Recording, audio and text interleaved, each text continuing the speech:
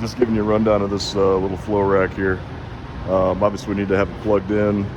You have a switch here to turn it up and down. Right now it's in its lowest setting, and we have this little mock platform that kind of simulates the platform height where the picking is. So back here at this back end, we have a max height of 61 inches for the loading when it's all the way down for loading at the level.